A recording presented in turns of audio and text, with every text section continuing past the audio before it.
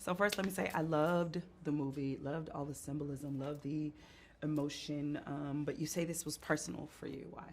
I mean, there's a lot of themes in it that I think applies to a lot of young black men, you know what I'm saying, and like the childhood trauma that they go through and how they carry that trauma, whether they choose to talk about it or not. But then also, this is like the third time I played Adonis. It's the most I played any character.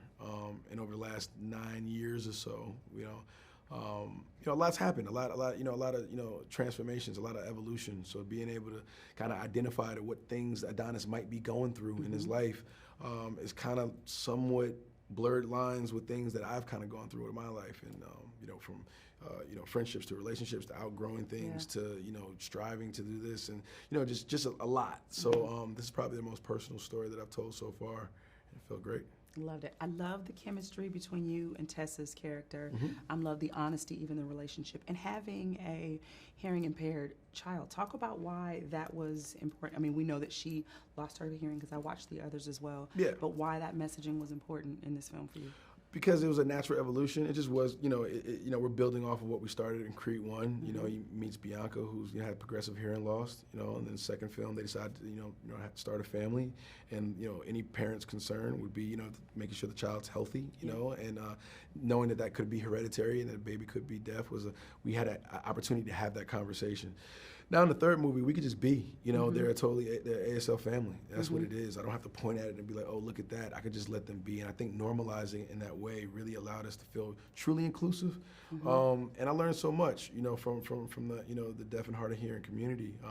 Sometimes you just got to just try, and we have the luxury of hearing, and speaking, and I think instead of sympathizing, having empathy, I think is more important. So hopefully we showed a little bit of that. I love it. Two of the most beautiful moments to me was the fight with no one in the room, because it was so symbolic and indicative of what life can be. That, and then when you guys were sitting together at the end after the fight, man, that was so powerful. Like, I was watching it going, come on, Michael, yes, do this.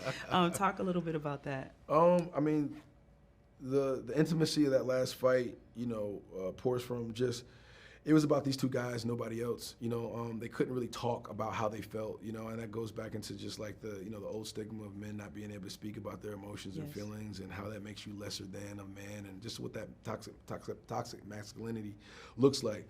But I had to, obviously break that in this. So being able to take them to a place where only warriors can actually talk, in that type of way, which is with their fists. We're a quadrilingual film. We have like English, Spanish, ASL, and then fighting would be like our fourth language.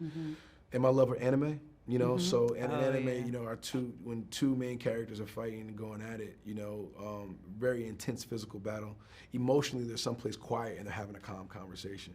So I wanted to kind of make it feel like that stillness, that void is what we called it, and take them through their childhood trauma, and take them through those pivotal moments in which they kind of started to separate and that brotherhood started to be lost. But at the end of it, you have to have them come back around. I think the ability to apologize, to be accountable, to say I'm sorry, doesn't make you any less than a man. It makes you stronger. So I wanted to see these two guys go through it.